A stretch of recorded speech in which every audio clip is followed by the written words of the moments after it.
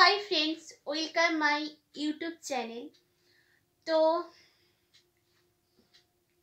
তোমাদেরকে যে কথাটা বলবো বলে আজ ভিডিওটা করলাম। তো তোমরা সবাই দেখেছো আমার শাশুড়ি মার একটা শর্ট ভিডিও পোস্ট করেছিলাম। তো আমার শাশুড়ি মা মানে খুব একটা ভালো নেই। তো তোমরা জানো আমার শাশুড়ি মাকে এই নিয়ে 3বার হসপিটাল থেকে আনা হয়েছে, আবার হসপিটালে ভর্তি করা হয়েছে। তো মার ভীষণ প্রচুর পরিমাণে শ্বাসকষ্ট হচ্ছে। প্রথমে একবার আনা হয়েছিল, সেই ভিডিও আমি তোমাদেরকে দিয়েছিলাম। দ্বিতীয়বার আনা হয়েছে, সেই ভিডিও তোমাদেরকে আমি ছাদে উঠে বলেছিলাম যে আমার শাশুড়ি মা আজ আসবে। তো তৃতীয়বারেও কিন্তু ভিডিও দিয়েছিলাম যে মাকে আমি খেতে দিয়েছি ঘরের মধ্যে, বা মা ঘরে শুয়ে আছে, বা একটা বড় ভিডিও ছেড়েছে যেটা হচ্ছে আমার ছেলের সাথে যে মা খেলছে, তার নাতির সাথে যে মা খেলছে, সেই ভিডিওটাও তোমাদেরকে আমি পোস্ট করেছি আমার ইউটিউব চ্যানেলে নিপু ক্রিয়েশনে। তো মার হঠাৎ করে আবার শ্বাসকষ্ট শুরু হয়েছিল, হওয়াতেই মাকে ভর্তি করা হয়। তো ভর্তি করাতে মাকে দুদিন ভালো ছিল হসপিটালে রাখার পর 3 দিনের মাথায় মাকে ভেন্টিলেশনে দেওয়া হয়।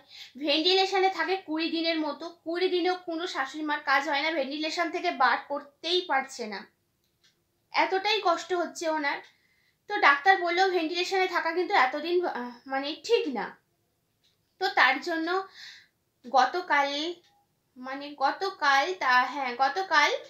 মার এখানে একটা অপারেশন করা হয়েছে। এই গলার ঠিক এই জায়গাটার মধ্যে ফুটো করা হয়েছে, ফুটো করে পাইপ ঢুকিয়ে রেখে দিয়েছে। খাওয়ানো মাকে গলা দিয়ে হচ্ছে, পাইপের মধ্যে ঢেলে দেওয়া হচ্ছে, ওটা সরাসরি পেটে চলে যাচ্ছে। আর নাকের মধ্যে পাইপ ঢুকিয়ে রেখে দিয়েছে নিঃশ্বাসটা নেওয়ার জন্য। মা অক্সিজেন নিতেও পারছে না, আর কার্বন ডাই অক্সাইড ছাড়তেও পারছে না। তো এই হচ্ছে মার কষ্ট। আমার শাশুড়ি মার যে শর্ট ভিডিওটা আমি ছেড়েছিলাম তোমরা দেখেছো, শর্ট ভিডিওতে প্রথম থেকে যখন থেকে ভালো ছিল ঠিক তখন থেকে শেষ অবধি, এই হসপিটালে যাওয়া অবধি যে ভিডিওগুলো এক একটা করে ছেড়েছি, তো তোমরা সেইটা দেখে বুঝতে পারছো যে আমার শাশুড়ি মা কিরকম ছিল আর কিরকম হয়ে গেছে। তো তোমরা সবাই ঠাকুরকে ডাকো যেন তাড়াতাড়ি উনি সুস্থ হয়ে আসে, কারণ উনি খুব খুব কষ্ট পাচ্ছে, খুবই কষ্ট পাচ্ছে। আর যদি ভিডিও বলো তাহলে বলবো যে আমারও ইচ্ছা করে না ভিডিও দিতে, কিন্তু কি করব বলো, যারা ইউটিউবে কাজ করো তারা তো সবাই জানো যে এই ইউটিউব চ্যানেল খোলা তোমার যতই কষ্ট হোক ভিডিও তোমাকে দিতেই হবে। আমিও ঠিক তাই গো, বাধ্য হয়ে দিই, কারণ আমি এই চ্যানেলটা অনেক কষ্ট করে তৈরি করেছি। আজ 2-3 বছর 2 বছর হয়ে গেল, 2 থেকে 3 বছর হয়ে গেছে এই চ্যানেলটা। তো অনেক কষ্ট করে তৈরি, যারা করেছো ইউটিউব তারা তো জানো যে একটা ইউটিউব চ্যানেল তৈরি করতে কত কষ্ট হয়। তো আমিও কিন্তু সব সংসার সামলে, কাজ সামলে, ছেলেকে সামলে আমি কিন্তু এই চ্যানেলটাকে আস্তে আস্তে তুলেছি। তো তার জন্য আর সব থেকে বড় কথা যে ইউটিউব চ্যানেল খোলা ভিডিও তোমাকে রোজ প্রতিদিন ডেইলি ছাড়তেই হবে। তো তার জন্যই কিন্তু আমি সব কাজ সামলে, সংসার সামলে কিন্তু এই ভিডিওগুলো করি। আর যেহেতু মা নেই, শাশুড়ি মা সবটাই সামলাতো, তো মা যেহেতু নেই সব দায়িত্ব পড়েছে এখন কিন্তু আমার উপরে। তো আমি তাও সব কিছু সামলে ভিডিওটা করি, কারণ আমার শাশুড়ি মা আমাকে যাওয়ার আগে বলে গেছিল যে তুমি ইউটিউবে ভিডিও করা কিন্তু ছাড়বে না, হাজার কষ্ট হলেও তুমি ভিডিও কিন্তু করে যাবে। এটা আমার শাশুড়ি মার জন্যই চ্যানেলটা আজ আমি খুলেছিলাম। আমার কিন্তু ইউটিউবে ভিডিও করার কোনো ইচ্ছা ছিল না।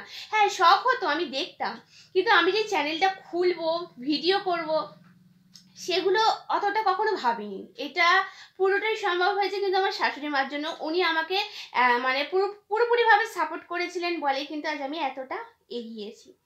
তো যাই হোক, আজ মা অসুস্থ, জানি না কবে ভালো হবে, তবু তোমরা সবাই ঠাকুরকে ডাকো যেন আমার শাশুড়ি মা তাড়াতাড়ি সুস্থ হয়ে যায়। আর এই জন্যই কিন্তু আমি শর্ট ভিডিও বলে বড় ভিডিও বলে ছাড়ছি। তো ব্যাস এইটুকুই কথা। আর সামনেই ছেলের পরীক্ষা, ডিসেম্বরের 3 তারিখ থেকে অ্যানুয়াল পরীক্ষা, ছেলে আবার 3 থেকে 4-এ উঠবে।